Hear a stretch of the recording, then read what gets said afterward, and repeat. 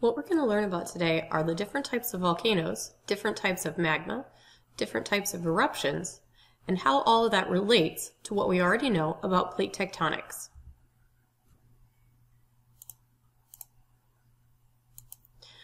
We'll start with some basic vocabulary. Probably you know what a volcano is, but in case you haven't written down a definition before, volcanoes are hills or mountains that are made from hardened magma. The magma comes up from the mantle, hardens when it reaches the surface, and it makes some kind of hill or mountain. If you need a reminder, magma is the molten rock that is below the surface of the earth, located in the mantle. That would be the second layer down, and it forms, among other ways, when rocks melt due to subduction boundaries. We do make a difference between the term magma and the term lava. Lava is molten rock that has reached the surface of the earth already, and it forms, of course, when volcanoes erupt. Magma and lava is made of a lot of different components, but we're going to focus on just 4. First, silica. Silica is a mineral that's kind of related to sand. The silica content of the lava or of the magma has a lot to do with the type of eruption that you get and the type of volcano that's produced. Water vapor, the gaseous form of liquid water, magnesium, and iron. Again, those are more minerals. So silica, water vapor, magnesium, and iron are the 4 components of magma that have the most influence over types of eruptions, types of volcanoes. When we look at those different ingredients, those 4 ingredients, we can classify magma and lava into 3 different categories. First, the felsic, or as your book calls it, rhyolitic category, is made of 60% or more silica. Intermediate, or andesitic, is made of 50 to 60% silica, and mafic, or basaltic, is made of 50% or less silica. The silica content, the water content, and the iron and magnesium give it different properties and cause it to have different kinds of eruptions and different kinds of volcanoes. So what are some of those properties that come from different silica contents, water content, and so forth? The properties of felsic or rhyolitic magma are that when it hardens, it would make rocks that were light in color. We should know that from our rock chapter. Of course, we already said it's high in silica, and the formula for silica is the same as sand. It's SiO2. It also contains a lot of water vapor. The silica content, because it's so high, does not allow the magma to flow very easily. It makes it more sticky, which we would describe as highly viscous. The viscosity is how thick a liquid is. Something like water is not very viscous. Something like maple syrup is very viscous. So it's very thick and sticky. Because it's so viscous, it often solidifies before it reaches the Earth's surface, so it forms volcanic formations underground. And again, because it's so viscous, it also has a high amount of trapped gases because the bubbles get stuck in the thick liquid and they cannot escape to the atmosphere. On the other end of the spectrum, we have mafic or basaltic magma, which would make rocks that are dark in color. We should know that from our rock chapter. Instead of being high in silica, it's high in iron and magnesium, and low in silica, and that gives it some different properties. It flows very easily, and it does not contain a lot of water vapor. It also has a low amount of other gases, and that's because the bubbles can escape more easily. The liquid is not as thick, it's not as sticky, and the bubbles can rise to the surface and escape to the atmosphere. Those different kinds of lava can lead to 2 manners of eruptions, 2 different kinds of eruptions. The first one is called pyroclastic, And you should be able to figure out what that word means even without knowing, because what's the first part? Pyro usually refers to somebody that likes to explode things or play with fire. And clastic, we should know from sedimentary rocks, refers to rock pieces. So explosive rock pieces. And that does a pretty good job of describing what this kind of eruption is like. Highly explosive, and that's because it has felsic lava. Felsic lava, because it's viscous, will trap lots of gas bubbles. Lots of gas bubbles can build up pressure. When that pressure is finally released, you get a highly explosive eruption. Of lots of poisonous gases and something we'll call tephra, and we'll explain tephra on the next slide. But there's not a whole lot of liquid magma that's erupted. There may be some, but not nearly as much as the second kind of eruption we'll talk about. What you have instead is called a pyroclastic flow. It's a hot stream of gases and tephra, and again we'll talk about what tephra is, that flows down the sides of the volcano. It's just as destructive, if not more so, than the magma flow or the lava flow that you typically think about. This is what happened with Mount St. Helens in Washington, and it's so explosive, there's so much pressure behind it that it knocked down several thousands of acres, if not hundreds of thousands of acres of trees around Mount St. Helens because it was that strong and powerful. Okay, so what is tephra? Tephra are little pieces of lava or magma or rocks that get erupted from the volcano, and they're classified for the most part by size. The largest size, or one of the largest sizes, is called bombs, and those are greater than 64 millimeters. That's greater than 6.4 centimeters, which would be greater than about 3 inches. So this would be a good sized chunk of rock that you could hold in your hand or larger erupted from the volcano. What's special about bombs is that they are ejected as liquid magma and they harden as they fall. If that same size is already hardened before it's erupted, then it's called a block. Same size, but erupted as solid pieces. So a good chunk of rock that you could hold in your hand or larger. The next smallest size is called lapilli, and lapilli are up to 64 millimeters. So again, that's 6.4 centimeters. That's about 3 inches, give or take. So smaller than that. So probably pebble size would be a good way to think of lapilli. And then the very smallest size of tephra would be called ash. It's very fine-grained, very small chunks, less than 2 millimeters. So kind of like a powder that you could rub between your fingers and it would feel pretty smooth.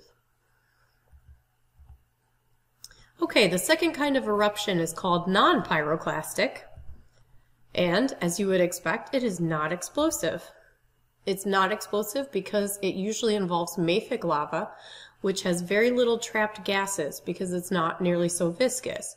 No gases, no pressure buildup, no explosion. So the lava will erupt more continuously with a non-pyroclastic eruption, but it usually flows out a lot more quietly as well. When you think about the volcanoes in Hawaii, like Kilauea, that's a good example of a mafic or a non-pyroclastic eruption. The lava may kind of spew out the top just a little bit, but then it just kind of quietly runs down the sides. Those two types of eruptions and the 3 types of lava can produce 3 types of volcanoes.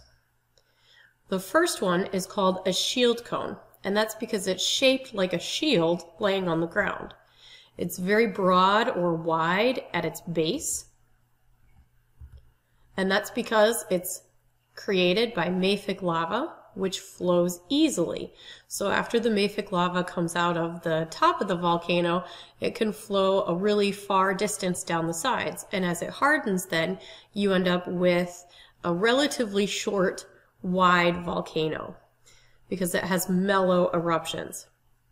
And when I say short, it's still a mountain. It would still take some work to climb it, but it's not the steep-sided, really tall mountains that we'll get with some of the other kinds. And of course, an example would be Hawaii. And Hawaii's shield cone volcanoes are caused by a hot spot, which is something that we'll talk about. It's just a spot within a plate that's not on a boundary where you have magma coming to the surface. And here's a side view, a very simple side view of what a shield cone might look like. And here's another picture of what a shield cone might look like. You have the magma, of course, down below.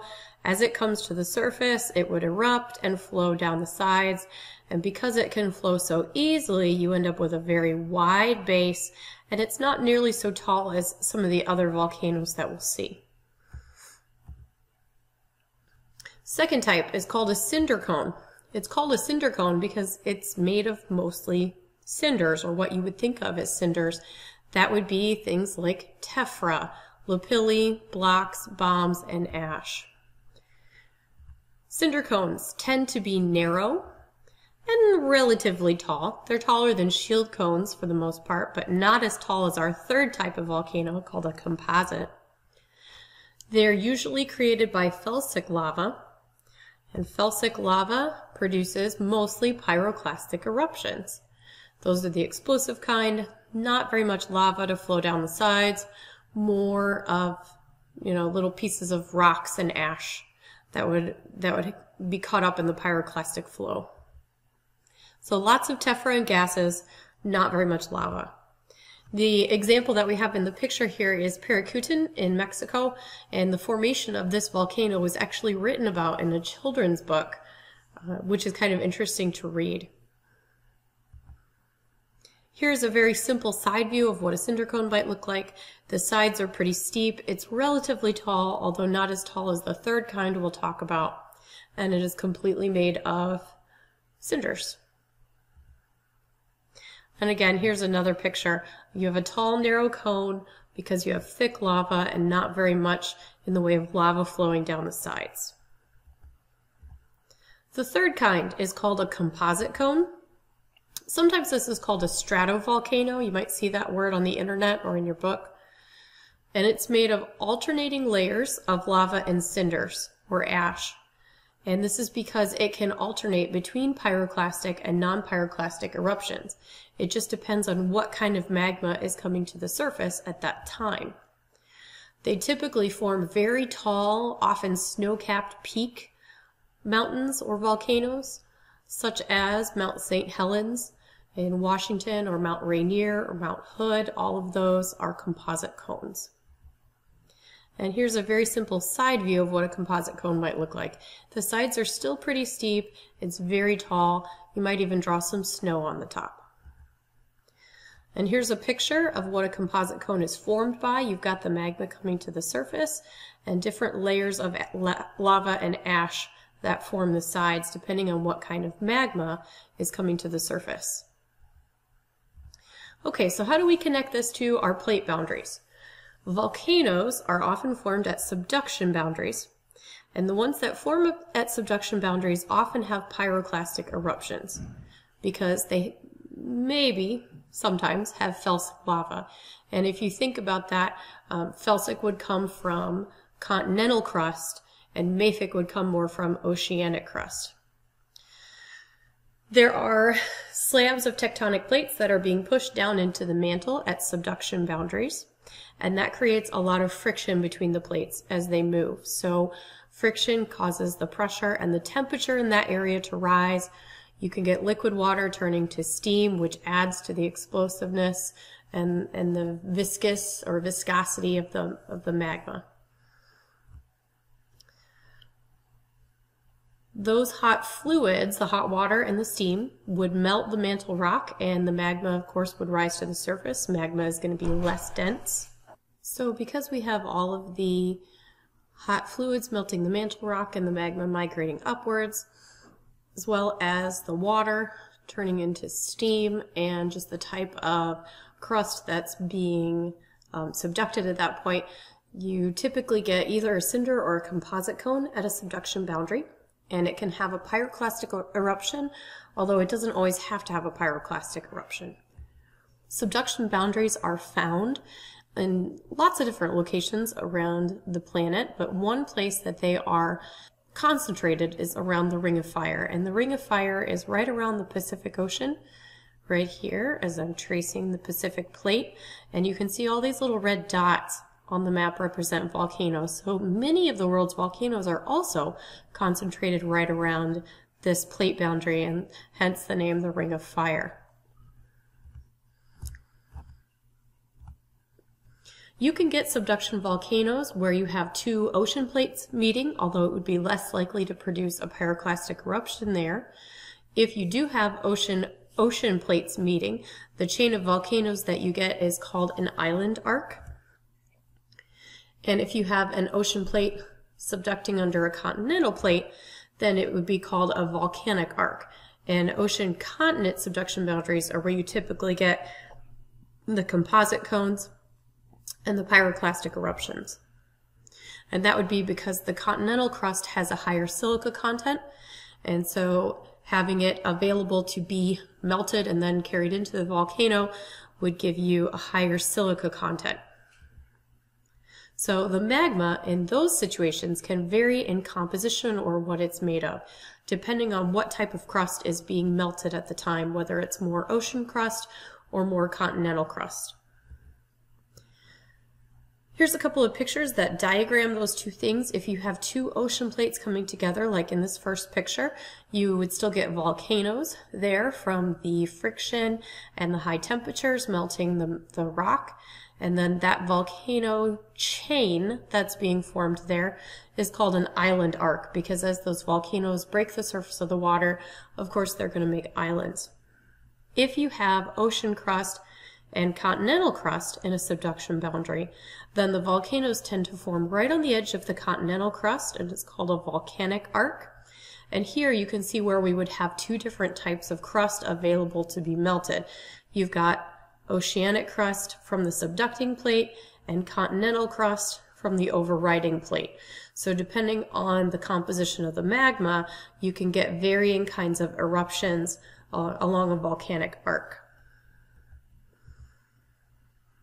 Divergent boundaries, on the other hand, almost always produce non-pyroclastic eruptions because they are usually made of mafic lava, and that's because there are very few places on our planet where divergent boundaries are on land.